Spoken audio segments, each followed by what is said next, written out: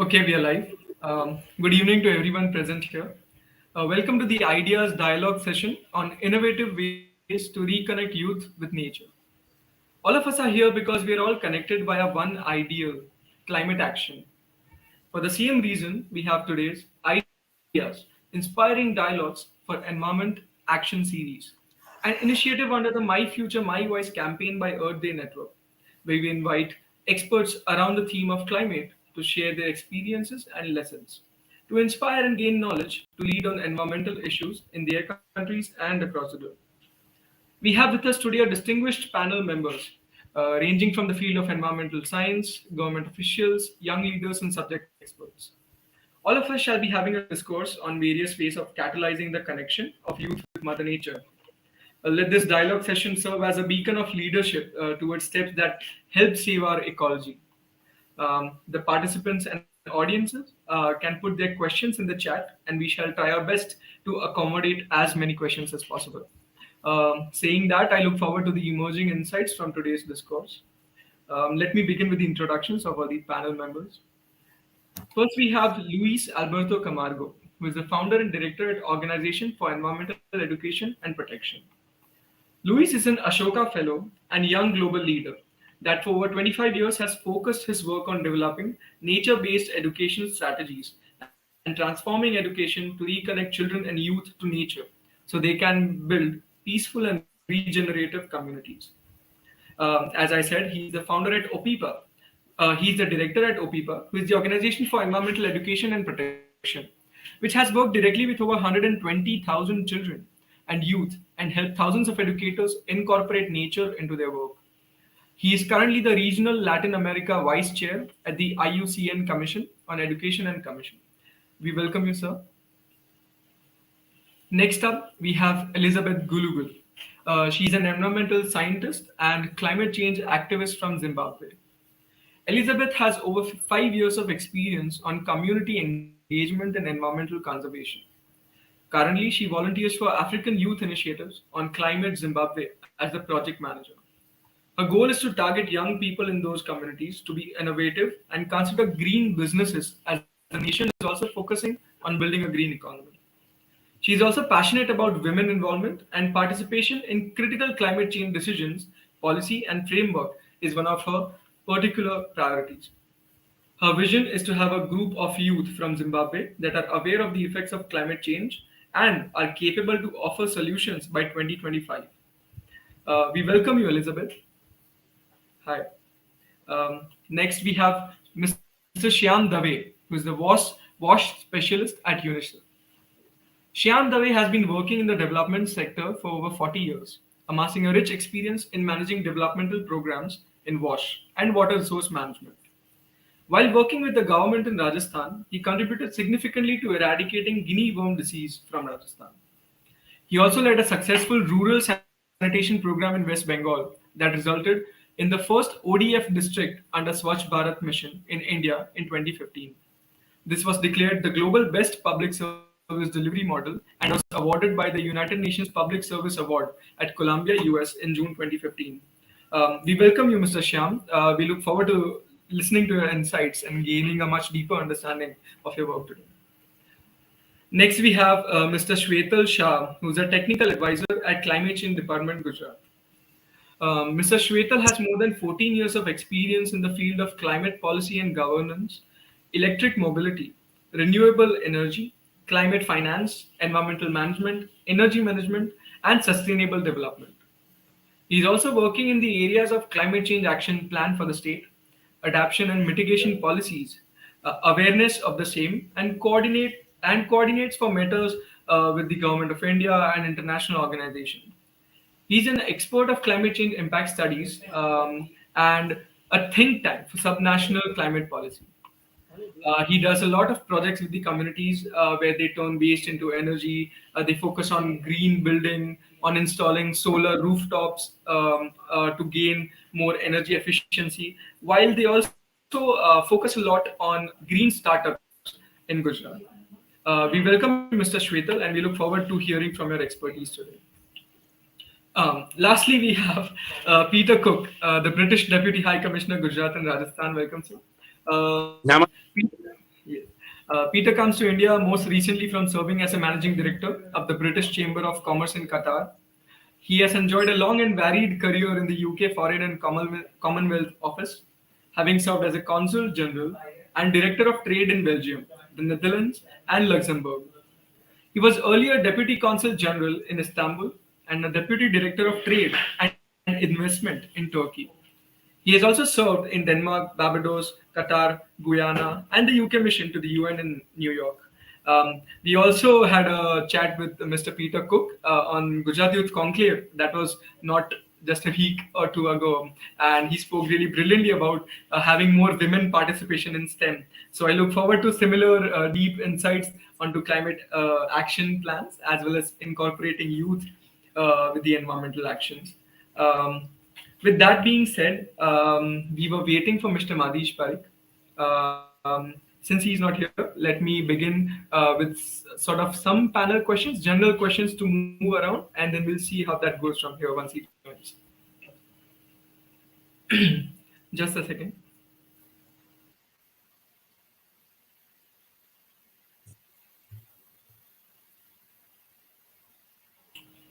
Thank you. All right.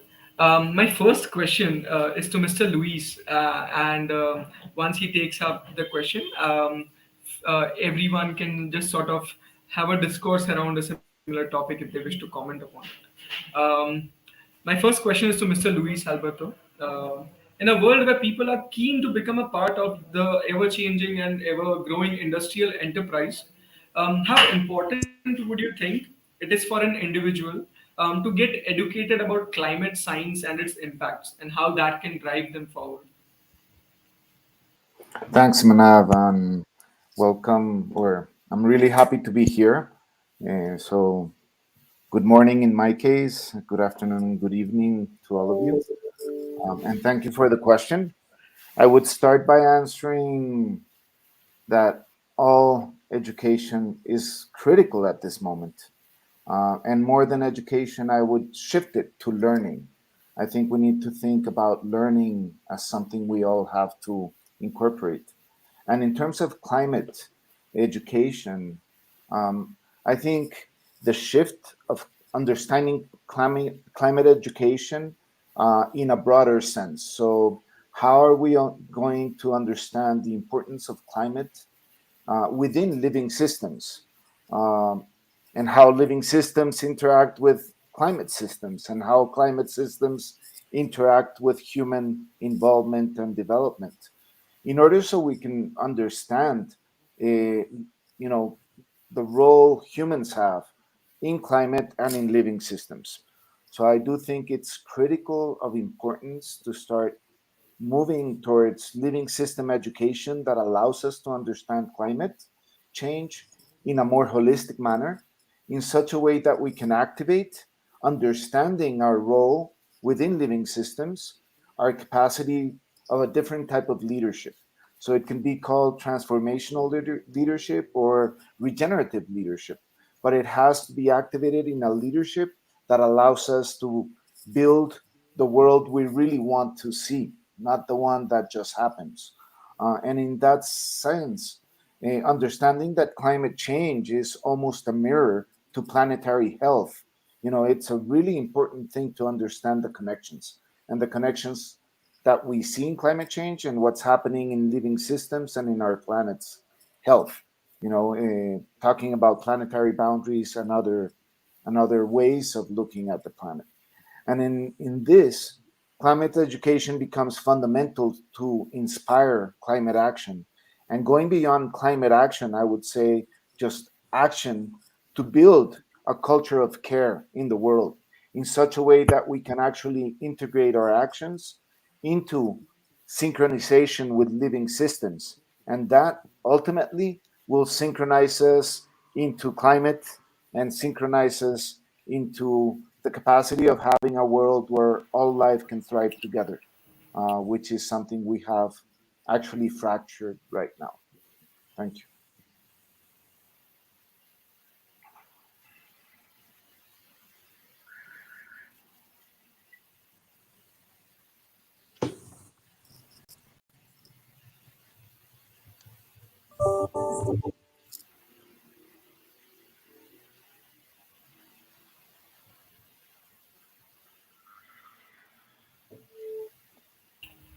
Hi, sorry, Louis. We just had Madish coming in to moderate the panel, so that might have taken up a bit of a chunk of a time from Sam. Um, I also wanted to follow up with some questions of my own, but I should not get into my excitement so much. I should let Madish moderate it in the first place. So let me add him to the stage.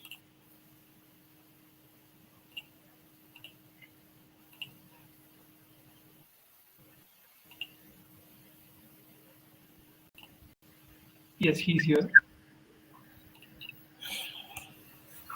Yeah, hi. Pardon me for some technical issue. Yeah, I'm happy to see the panel and looking forward to a great engagement. Yeah. Okay. Hello, everyone, and thanks for joining us today. I would like to start with Elizabeth and with the first question. Hi, Elizabeth. Um, so my question to you is: do you think that the lack of multitudes of public participation can be attributed to a lack of understanding of the science behind climate change and its impacts? And if yes, then how can we bridge the gap between the public and climate education? Thank you so much for the question. Please let me know if I'm clear enough and if you can hear me so that I proceed. Yeah. You're pretty clear. Thank you so much. And thank you so much for inviting me to this panel. I also want to acknowledge the presence of all the speakers who are here with us. I was just listening to the previous conversation before this one, whereby there was a UNICEF representative and he was talking about the launch of the IPCC report, which just happened today. You find out that climate change is coming up, it's science, and there is a lot of terminology, a lot of jargon that is there. Most of our young people or other communities, they really don't, it's difficult for them to understand the information that we are coming up with, especially the terminology itself. But this does not mean that they are not aware of climate change. They are aware of climate change and they're actually experiencing climate change in their various communities. But sometimes the gap is, whereby we have these terminologies that are there and they are not simplified, and it's difficult even for young people to understand and see how best they can actually contribute meaningfully to what is at hand. So yes, there is a gap that is there whereby we have communities, let's say, that are aware, but they really don't know how to act to the effects of climate change. We also have other young people that would want to be aware, but when they hear about the nationally determined contributions, the national adaptation plans, they all get so confused, and that gap will continue to increase and increase. Um, what I would want to say is, speaking from experience, we have been working with quite a number of young people from the rural communities of Zimbabwe. What I would want to say is, an educated community is an empowered community. If we try by all means to make sure that this information that we are coming up with through the researches that we are doing, if we try to either translate it into different languages or simplify the language and take it to the people, you find that even for them to come up with the necessary adaptation measures, it's easy, which is why I'm saying it's a resilient community. If a community is empowered, it's resilient. So this is very important, and these are some of the steps that we can do to try and make sure that we try to simplify the information that we have and we engage the communities, because at the end of the day, when climate change is affecting us, it does not affect a certain governments or what. When climate change is affecting us, it's affecting all of us. Then the other thing that I wanted to highlight was, um, Action for Climate Empowerment highlights the role of young people. Um, it highlights that young people play a very essential role in the information and dissemination of climate change. So let's take advantage of, our young people that are there. They are very energetic. They are very innovative. They can actually, support some of the government or NGOs climate-related project by amplifying them, by making sure that they spread this word. I think there is need for, in order for us to cover this gap, there is need for, you know, um, the CSOs, the NGOs, youth-led organizations to co-create events with, government, the government, and other NGOs, or could they be implementing partners to co-create and come up with events whereby they complement each other, so that we can actually have a vibrant group of young people and vibrant group of communities that are proud and that can actually say they understand the effects of climate change, and they can come up with solutions to these effects. I think yeah, that's all from my end. Um,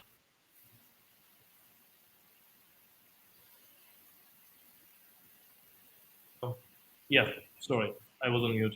Yeah, thank you, Elizabeth, for putting your voice stronger. And I think, yes, definitely we need to unite and we need to have converged potentials of young people, to work in the direction. And, there is also a widespread lack of awareness, which I agree to you. And that's regarding the urgency of climate change and how we can pick up the steps, to combat climate change. And, if a community is empowered by making climate change education widely available, then we can definitely take steps. And young people play a very integral role in the dissemination of climate change information, which is very needed. And I strongly believe, if we work together in this direction, definitely we can work for a better future. Thank you so much. I would like to now move to Mr. Shyam from UNICEF. So there's a lack of chunk of there's a large chunk of the population that needs to be engaged to participate for solutions. And how do you think can youth help with the amplification of climate action in the public?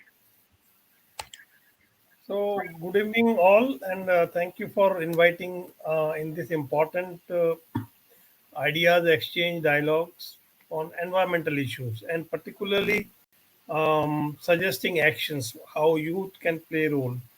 And I fully would like to endorse that this is a time when we have to act. If you see the SDG 13, it uses the word urgent action for everyone to join to work and combat for climate change and also towards its impact. So when we say impact, we know that children are most vulnerable, and the community and most people who are in marginalized and coastal communities. So we anticipating those risk, youths has a role to play. They are the change makers. They are the people who have the energy and potential. They inspire others to join hands, organize movements, bring changes towards action. And in that, if I see overall um, challenge which we have in front of us, it's a in addition to climate change, what is happening is the increasing disaster, nature and biodiversity loss which we are seeing, and pollution and waste, which is creating a real risk for our survival and all the environment which is getting affected.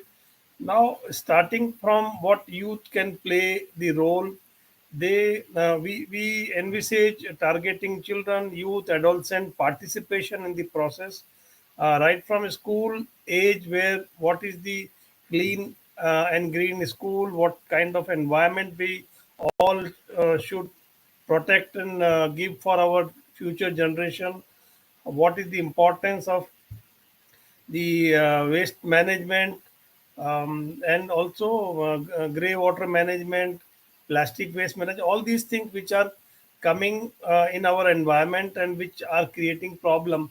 We need to understand the risk. We need to manage the risk so that we can protect the side effects and impacts. And in the climate change context, we can see that the risk is ever increasing because of air pollution. We are seeing every city, including Gujarat cities and national capital, the problem, and most people are getting affected, and the how to go about is the challenge. So right from curriculum, children should be taught about what is um, needed in terms of action. And UNICEF, in that context, recently in Gujarat have developed comics book for children to understand each of the disaster, whether it is a cyclone or it is a heat wave or it is a fire tragedies or floods or droughts, earthquake also, so that what is the risk and how we need to learn and work on it. And then youths and adolescents play a complementing role to engage and provide that kind of a enabling support. And I would like to say that the answer is there in terms of mitigating those things, like the currently, if we see the waste which is being generated because of lifestyle, every year 9% of the plastic growth is increasing, and which is adding to the problems. We are seeing the entire the global economy, including of India, it is not circular. Only 8.6% of the economy is circular. That means we are not recycling the waste, and which is a loss to the entire economy. And fortunately, now Government of India already announced the ban of plastic, single-use plastic, which is going to be effective middle of this year. The mission circular economy has been announced, where there is a scope for skill development of youths. They can contribute in terms of improving the services, and particularly if we incentivize reuse, recycle, and repair of the services. It is a responsibility of the producer, so that the product which they provide work towards is the entire cycle, life cycle. It should not be throw and you rather than it's a use and throw kind of a culture. We need to reduce, recycle, and rework in the entire process of economy. And in that, this particular opportunity where UNICEF is engaging with government of Gujarat and nationally government of India on Jal Jeevan Mission and Swachh Bharat Mission, where the skill development, engagement of youths, women groups for reducing the wastage of water, water conservation, water harvesting is one of the important area for ensuring safe drinking water to all. At the same time, the waste management and the entire waste recycle, which is also being demonstrated, so that we reduce the greenhouse emission, and also conserve our nature. And particularly nature based solution are one of the way forward, where we balance it out. That's how I see the role of youths, and how they can contribute in a green economy, leading to green jobs also. Over. Thank you. Definitely to build a sustainable future, we have to pave a road right now. It's time now to act. And the SDG 13 uses the term urgent action because we have now gone from climate change to a climate emergency. And young people are the change makers, and they can take us towards the action. And we need to begin climate change sensitization right from the school level, because I think sensitizing children at the right age, that will definitely build the future that we are looking at. And we need to help them understand why this is important to protect our environment for the future generations to come. And we need to understand the risk of climate change and work towards them. The government is working towards many such initiatives, a circular economy, and youth can contribute to these initiatives, and we can do so by incentivizing them. And definitely, we need to switch to the nature-based solutions, as Mr. Dave rightly said. Moving forward to Mr. Shwetal from the Department of Climate Change. Sir, the state runs a number of climate change activities, be it for water conservation or even for the transition to solar electricity, solar energy. Can you please elaborate on the current active state action plan, that's by the Climate Change Department that's going on? Good evening, everyone. So, thank you for having me today on this very inspiring platform of ideas. Uh, so, the state government of Gujarat is working for climate action since 2009 with a separate and dedicated department of climate change. We have put in place various policies and programs, and most of the things are captured in our state action plan on climate change. The state action plan basically works in various domains. because climate change is not a single subject, it is a phenomena. It affects water, agriculture, energy, biodiversity, sea level rise, renewable energy, energy efficiency, green jobs, vulnerable communities, health, and range of other issues, disaster management. So, with the help of various line departments, climate change department acts as a bridge between the departments and within the departments, and also with the people and the government, with help of various uh, national and international institutions and also local organizations, so that we can communicate and we can work together on the aspects of sustainable development. To name a few uh, policies and programs which are uh, like top not only in the state but in entire country. For example, solar rooftop scheme. So the state government gives incentives and subsidies for installing solar rooftop on households. We have till date completed 325,000 solar rooftop installation on residential houses in Gujarat, which is highest in entire country. The cost of solar has also been drastically reduced, and is now more viable even than the conventional energy, and that has given way to our ambition of net zero and having more penetration of renewable energy in the system. Similarly, Gujarat has uh, tapped the potential of a huge wind resources. We have a very huge coastline, so we have issues of various disaster in coastal areas. So the state government has worked comprehensively to address such issues. So these are some of the glimpses of uh, the state government's activity at the grassroots level. However, we uh, really feel the importance of the youth engagement, as our Honorable Minister Shri Jagdish Bhai Vishwakarma said in his inaugural address, that we still require to make people more aware about the issue, mainstream the issue in a such a way so that people also get adapted to this changing climate and changing scenarios, so that they can continue their livelihood without hampering the nature and the natural resources.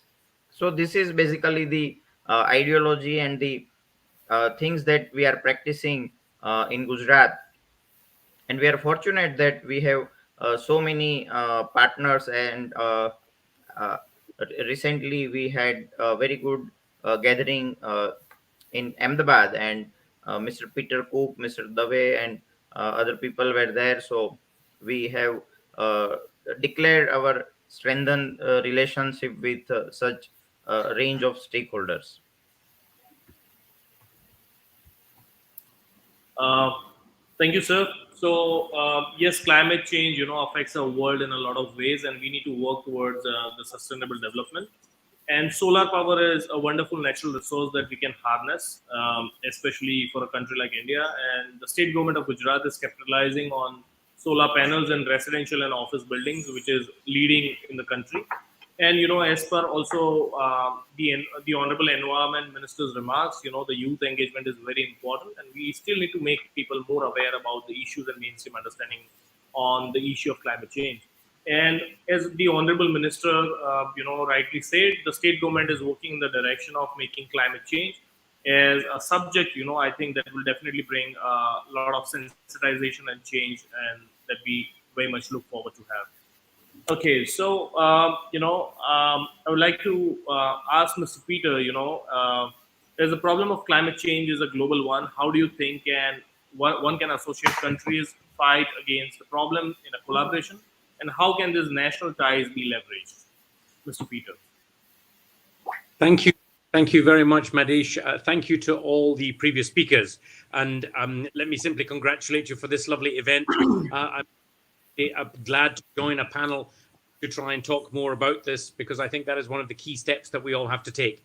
I think it's very correctly titled as an ideas conversation, and I think that's fantastic. And congratulations to you and to all the sponsors, supporters, and stakeholders that have joined, to Elixir, to the Gujarat Youth Forum, to UWA, and to the My Future Voice campaign. You're all doing wonderful work, and I'm really pleased to be part of this little campaign tonight, and indeed going forward from here to try and bring about the right kind of change.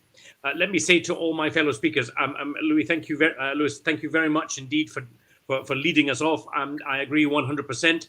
I think we're in a place where we have an agreement from the experts and the scientists. We have a consensus on the kind of challenges we face, on the solutions that we have to try and bring around.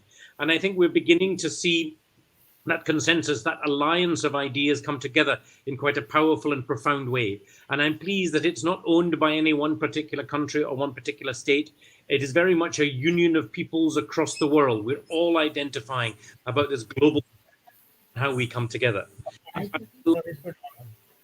Elizabeth is such a strong in Africa, particularly in promoting women's participation, involvement in this. I spoke at an event weeks ago promoting the idea of how we get girls in education longer, how we support women in science and technology and engineering. And I think it's really important that we energize that particular group of society to come together and help us form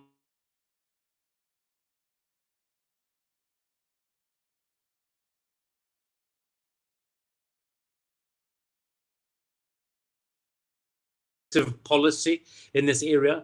They are doing, I think, many of the right things and getting the policy framework in the right place.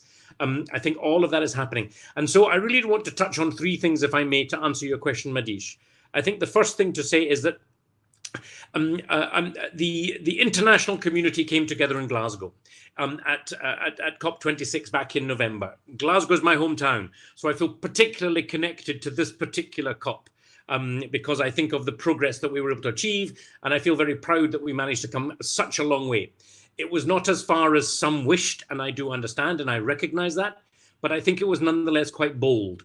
And I'm really pleased that we managed to get the governments and the leadership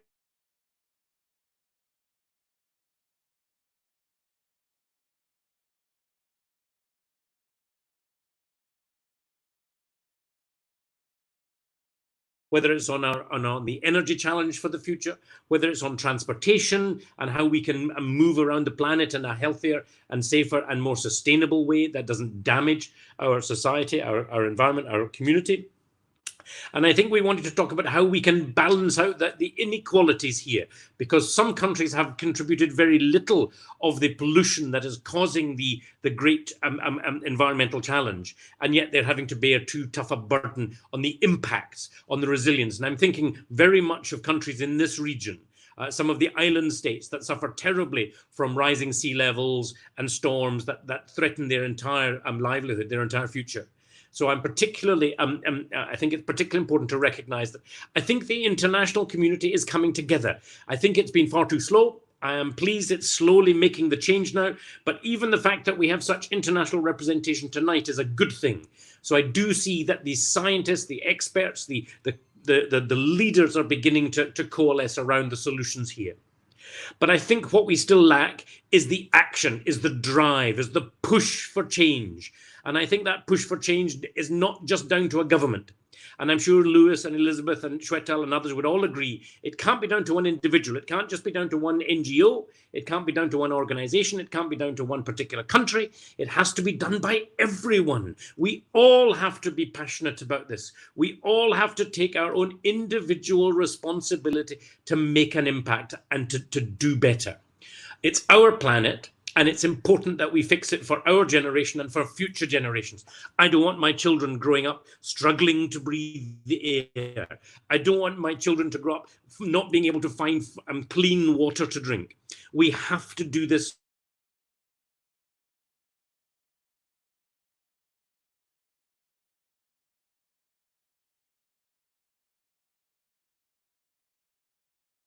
answer to your question for what do young people do to connect across the globe is to keep talking. We only achieve change if we change our behavior. We only achieve environmental change, policy change, if we change our behavior. And in order to change behavior, we have to change our minds. We have to change our hearts. And the only way we do that is through education, through dialogue, through meeting with others of our that share this interest, and to bring energy and passion and drive into that work. All the small things we can do will add up to a bigger success. And so I want to talk a little bit. This is the best tool that you're going to find. I'm not sure you can see my screen, but I'm holding a mobile phone. The mobile phone could be one of the most impressive tools for how we drive this change forward. Connect with people, reach out across borders, reach out across societies and communities, and find other people who share the same passion to make the right kind of change. And that starts at the school. It goes through our young lives, through college, through university, and into our working life. And if every single young school child went on in life to become a passionate advocate for a better environment, we would achieve change inside a generation. We would achieve the change in the 5, the 10, the 15 years it would take for that generation to make a difference. And so it's simply a question of retaining the passion and the energy and the drive and making the change happen when we can. There is a very important saying: those who have the capacity, those who have the ability to make change happen, have the responsibility to make that change happen. They cannot sit and do nothing. And that's what we must take forward from here today, is that we must all do our part, play our role. So I think reaching out across borders, reaching out across societies, reaching out across technologies, coming together as a union of peoples, that now with the union of alliance and the union of ideas, the solutions are there, we know about them. It's now turning all of those into action, into the change we want it to be.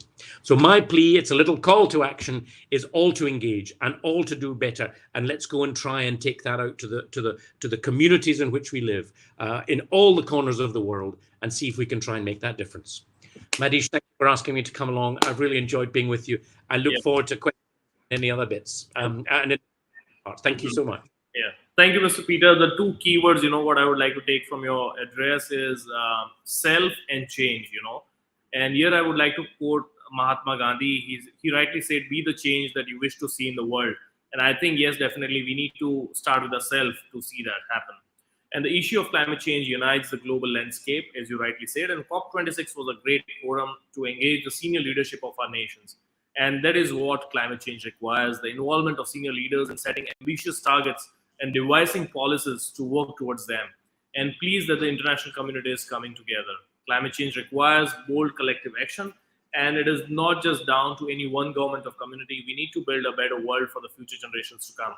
So, as you rightly said, use your mobile devices, use the internet, what we have, connect with people across the globe, people who feel, as passionately as you towards the climate change, and encourage the small individual steps, because each drop contributes to the entire ocean. That's how we can make a fight against the climate change stronger. Okay, I would love to come to Mr. Lewis.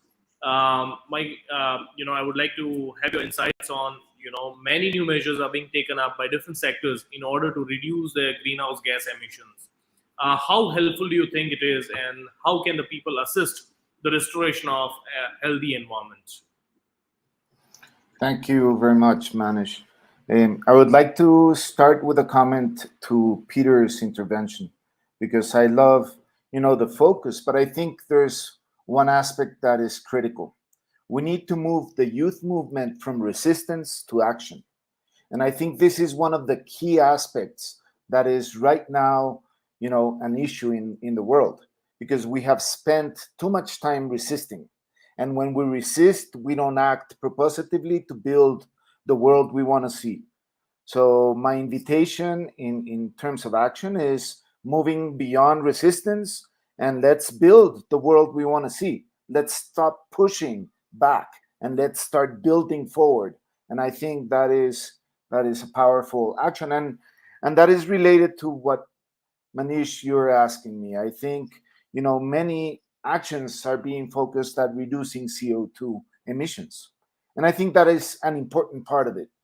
Nonetheless, reducing CO2 emissions is an emergent practice that we require right now, just because we have emitted too much. But that's not a long-term, solution.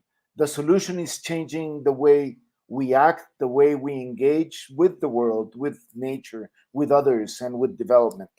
So I do think we need to start using education for individuals to understand, you know, how their actions impact the world systemically. And carbon is definitely one part of that.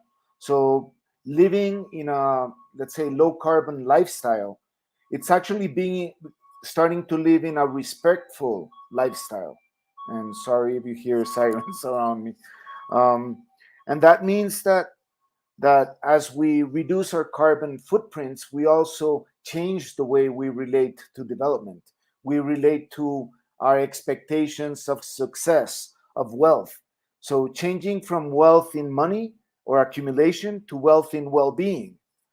These are the shifts that we require to actually really reduce not only the emergent need of carbon, but reduce the way that we act that actually pressures ecosystems and releases carbon. So I think this is a really important part of it. And it all comes to, creating that culture of care that requires us to connect deeply with nature. So I think, and one of my invitations to youth is, allow yourselves to fall back in love with nature. You can use technology, and technology is a great door for information to share, to create common dialogues. But if we do not all dialogue under the basic assumption that we are nature, that we are part of this living system, then we're going to miss the point once again. So it's fundamental to balance technology, balance knowledge with, this emotional connection to the earth and to nature, and understanding living systems. Once we have those two, we can start acting in synchronization with life. And this is what we need right now, to act, to synchronize and harmonize our relationships with life and living systems. And I think this will address definitely, the larger issues. But we need to stop resisting, start acting, and building the future we want to see. So instead of going and marching against people, let's go into our communities and march with people. Let's build our, community food gardens. Let's build that water catchment systems. Let's build our low energy or alternative energy systems in our communities, in our families. And that's the way we're actually going to change from the ground up the way we act and reduce our carbon footprint. Thanks, Mr. Lewis. Yeah, definitely. This 2 years of pandemic has brought us really close to nature everywhere around the globe, and definitely, actions speak louder than words. And we need to move the youth movement from resistance to action. And we need to start using education to help young people understand how their current actions may impact the future generations that are about to come. And carbon is a big challenge. We need to work towards reducing carbon footprint and live a more simple and a sustainable life, right? And we also need to work out on over consumerism. I think that's again a big challenge, and how we engage young people in sensitizing such issues is very important.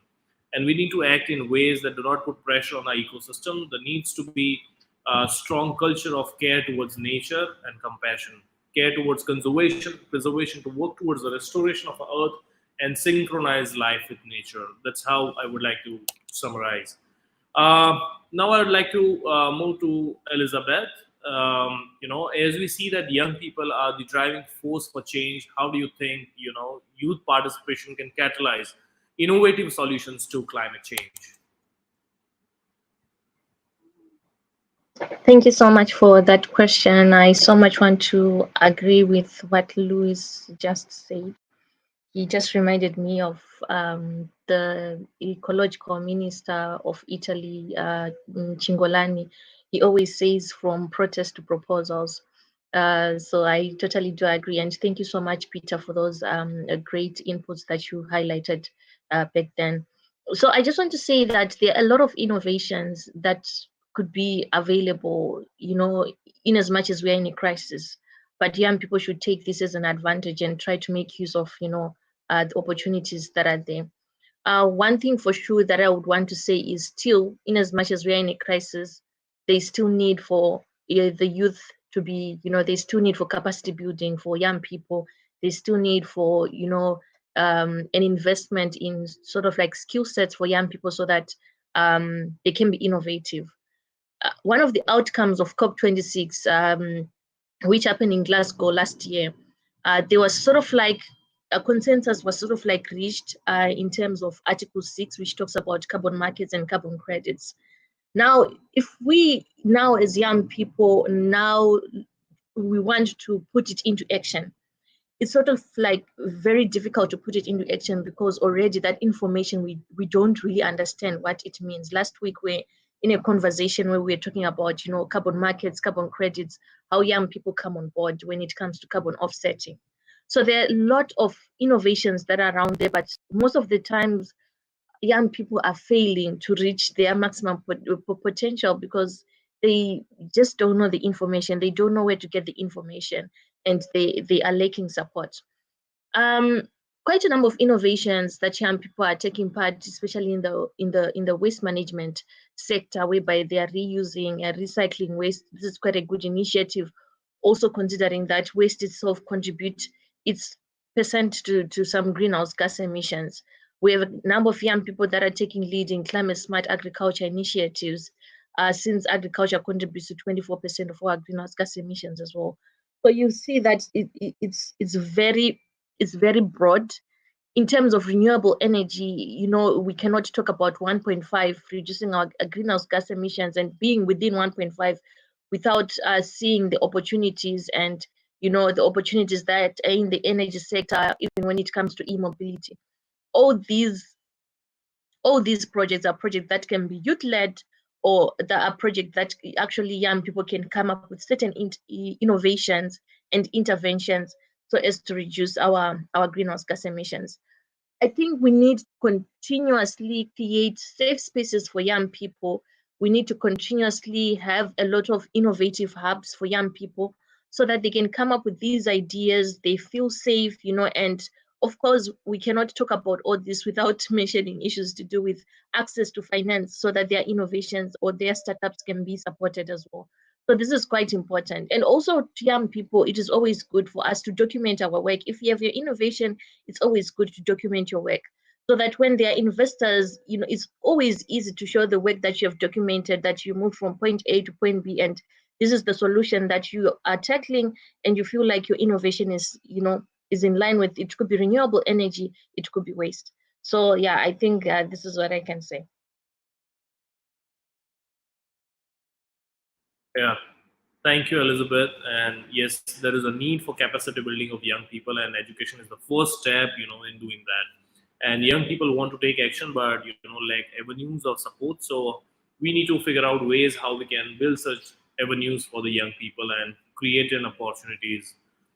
We need to create spaces for young people, such as innovative hubs, so that they can come up with creative ideas to solve the climate crisis.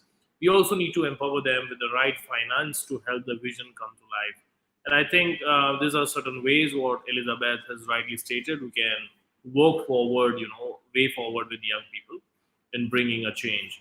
The panel is really interesting, getting interesting, but also we are running out of time. I think we have already crossed the limits. So I'll request all the panel members to be as brief as possible, considering the timings. Okay. So I would like to come to Mr. Shyam, to integrate participation from the grassroots level, how important do you think that the involvement of local organizations, you being with UNICEF, how important is the involvement of local organizations be in order to advocate climate action at the ground level? So, Thank you. I think you touched the very important link with community and the entire programming environment. How people at the in the rural area or in the marginalized area can be reached, and the entire programming and SDG goal aims, no one should be left behind. So if no one should be left behind, then we have to connect with everyone, and for that the CSO partners, these community-based organizations or NGO, non-government organization, play important role, both in terms of generating awareness, also building capacities of grassroots institutions like Gram Panchayat, PRI institutions, elected members.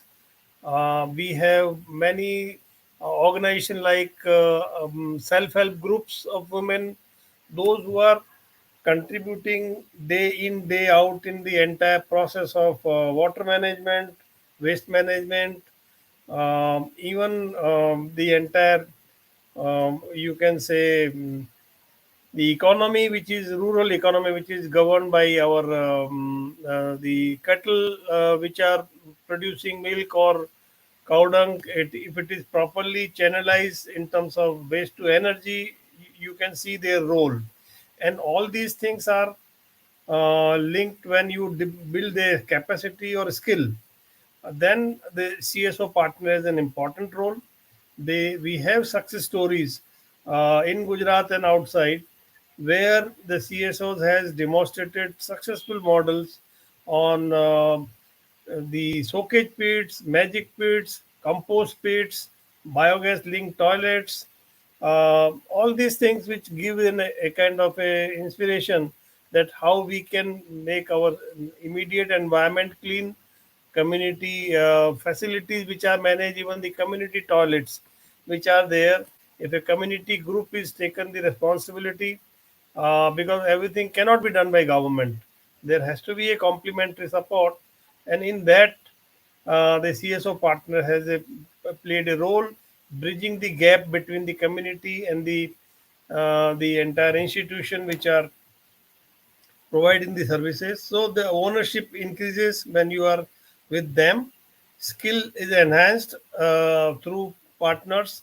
We have seen in the pandemic time, when in the during the wave one and wave two, there was a need for face mask, and it was not available readily. The CSO partners and women group skill were enhanced, and they could stitch the sanitary and the hygienic face mask, a cotton mask, and it was provided in millions to all the service providers and health workers. So we can see their role, their potential, their skills, how the CSO partner and women groups can contribute in skill development as well as livelihood promotion. It's a both two-way advantage. So with skill and with livelihood, the development process at the village level can be enhanced. Over. Uh, Thank you, Mr. Shyam. Definitely the CSO partners and community-based organizations play a very important role in generating awareness, building capacity, and taking climate action to the grassroots. And self-help groups are a great way to unite people at the bottom level, towards sustainable change, as well as ensure livelihood opportunities for them. And we need to work towards community ownership, because I think that is very important. Ownership of environment conservation through indigenous solutions. I think that's the way forward that we are looking at. I would like to, put a question to Mr. Shwetal. That as this conservation inspires the young citizens watching, what steps should an individual take to drive the population towards innovative environmental solutions as you work with the Department of Climate Change, Government of Gujarat, sir?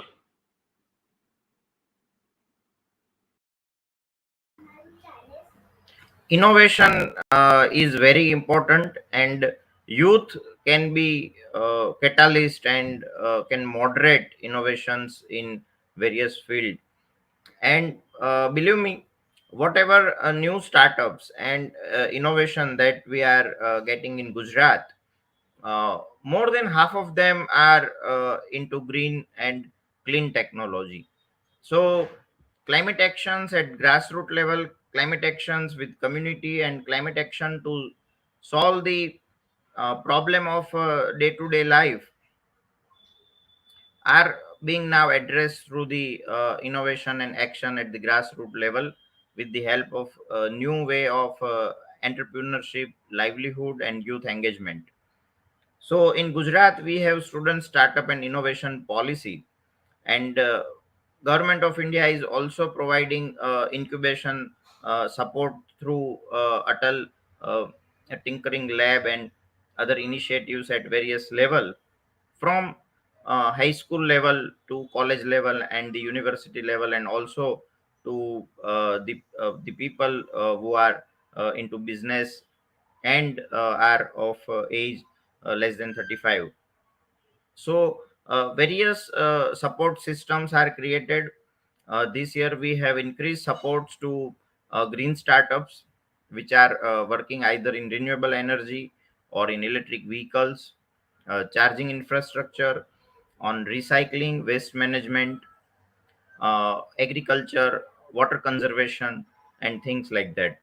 So these are very key to our success and our ambition that our Honorable Prime Minister has announced in COP26 at Glasgow. The Panchamrut that has been announced by our Honorable Prime Minister is leading India and Indian youth to net zero by 2070, and a huge renewable energy penetration by 2030, and reducing our carbon footprint and our overall carbon emission with a very substantial level by 2030, which is very very ambitious target. And all these things are not going to happen without the participation and support and engagement of the youth. Therefore, we require to highlight the problem statement of the society, how we can change the mindset, how we can change the habits, how we can adapt to say new practices and new stuff, and how we can become more and more environmental conscious in our day-to-day affairs, as you also mentioned that how we can go with say less materialistic life, and how we can adapt to say less wastage generated at source and segregation of waste at source, and how to promote recycling, and how to promote the organic farming and things at the grassroots level. And for all these things we require to now use the technology and the new fintech ways to promote this.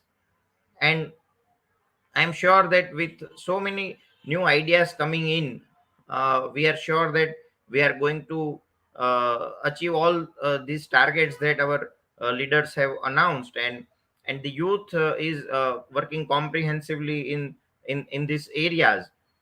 We have the iHub center in Ahmedabad, which is supported by the education department, and also our department is supporting them.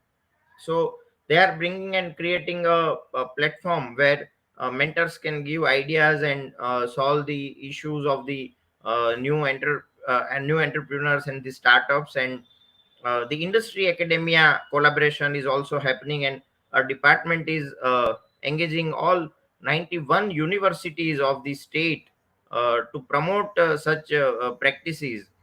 And really we can say that e-waste management, biomedical waste management, hazardous waste management, solid waste management, municipal liquid waste, and solid waste management, so all these areas are very important, and we have a huge potential in our state. And these startups and these new entrepreneurs are working comprehensively so that we can generate circular economy out of all these things. And now we are adopting, and we are moving towards say greener pathway. So we have very good positive things coming from the youth, and we have a very huge hope that these are going to lead our nation and our society in times to come. And we are there to support them as a department, and that is the commitment from the government of Gujarat side. Thank you, Mr. Shwetal, for sharing very insightful information on the initiatives the Department of Climate Change is taking. And young people are the catalyst for innovation in climate action, and the government is promoting innovation at every level, and we are witnessing greater inclination towards the green startups, that work towards the renewable sources of energy, recycling, as you said, waste management, water conservation, and electronic vehicles.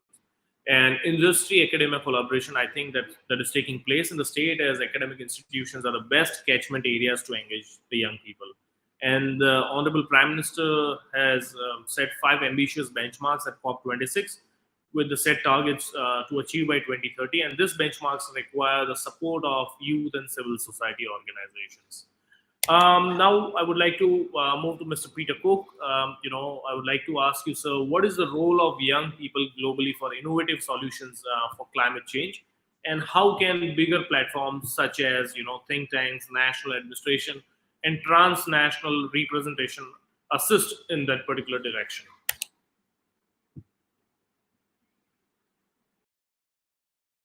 Brief. I'll want just to cover this as quickly as I can because I know time is precious, and I'm grateful to everyone. I think Mr. Shwetal actually covered the innovation point rather well, and that there are a number of innovative ways that the government of Gujarat is trying to promote and encourage. And I think, as Louis said about taking steps, overcoming the resistance, I suppose it's a little bit of the laziness. Why should I do it? Why should it not be me?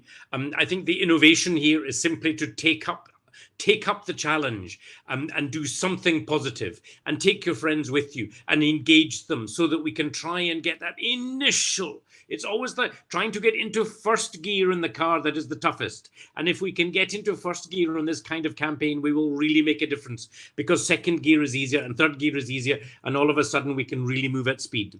I'm also particularly struck by all the organizations that have been involved today, by Elizabeth, who in Zimbabwe as a climate activist is providing the ideas for the young people to engage. And so the platforms are there, the ideas are there. All it requires is for people to take that first step, for people to make that first, to reach out and see, what can I do? Where can I play my part? And that's the responsibility that all of us who are engaged in this policy dialogue, all of us that are engaged in how we design the frameworks and how we come up with the innovative solutions, we have to explain this to the people in simple terms so they know what they can do. What are the steps that the housewife can take? What are the steps that the young children in school, what can they do?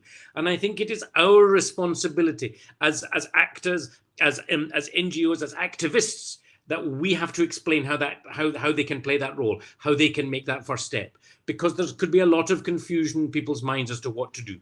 And so I want particularly to encourage the wider platforms, the think tanks, the administrations, as you say, the transnational representation. How do governments do this? We have to translate down into simple steps for people to follow, and that's something that we can do better. I'm sure we've done a little bit, but there is more to be done. But I think I come back to the general point of how young people engage. And I have huge faith in the young people of all countries. I think they get this much more clearly than my generation. And we've all agreed, even in the inaugural session, my generation has failed. We did not come together fast enough. We did not understand the science fast enough. And so now we are racing so fast to try and catch up. And it is just in our reach that we can fix this. And so I think it's really important that everybody who's listening today, and everyone who can watch this in the future on the recording, and who engages with us in any of our NGOs and any of our organizations, will be able to understand what can they do and how can we begin this journey. It's already begun in some respects, but clearly there is still a long way to go. And we need everyone to join the march. We need all the brothers, all the sisters, all the families come together, join the march. We will get to the end of this road, and we will have a better planet, a safer planet, a healthier planet. And we can thank ourselves that we took that step today. Prevention is better than cure. And I really hope we can all come together to do that as quickly as possible. Madish, thank you. Thank you to all my fellow panelists. I've really enjoyed this evening. It's been great fun. Thanks, Mr. Peter. And, like at British Deputy High Commission, you also have a flagship program that's called the Young Thinkers Conference, where you are engaging young people into different issues, and climate action is one of them. And that is really consistent and shaping the minds of young people. And every individual should know the little steps they take And think tanks need to come up with smaller steps and smaller goals for young people to accomplish. I think if we work on these lines, definitely consistently but slowly, we can move forward to make this world a better place to live in and more sustainable for the future generations to come. Definitely the panel was really interesting, and we had a very insightful dialogue. I would like to thank all the panel members who were on the panel. Let me summarize, the panel a bit. So climate change requires consistent dialogue that converts into climate action. It requires collective action right from the grassroots level to the policymakers, to the CSOs, NGOs, and most of all the young people. To empower more young people towards climate action, we need to begin with education and awareness, move to capacity building, and then support young entrepreneurs towards innovative climate solutions. We need to empower individuals with the understanding of the impact that each person's individual's actions can take towards the greater good. I would like to end today's panel, in the words of Mohandas Karamchand Gandhi, that there is enough on this planet for each man's need, but not enough for each man's greed. And we need to preserve and value the resources we get from the Mother Nature and work collectively to restore our Mother Earth. With these words, I would like to thank Mr. Lewis, Elizabeth, Mr. Peter Cook, Mr. Shwetal Shah, and Mr. Shyam Dave from UNICEF for being in the panel. It was a great time, and I hope that all the young people who are watching us, they are inspired, they are motivated to work in the direction of preserving and conserving the climate and the planet as a whole. And we make sure that we work towards making this planet more sustainable and more livable. Thank you so much, everyone. I would request Manav for the vote of thanks. Thank you. Thank you. Thank you. Let's act. Thank you.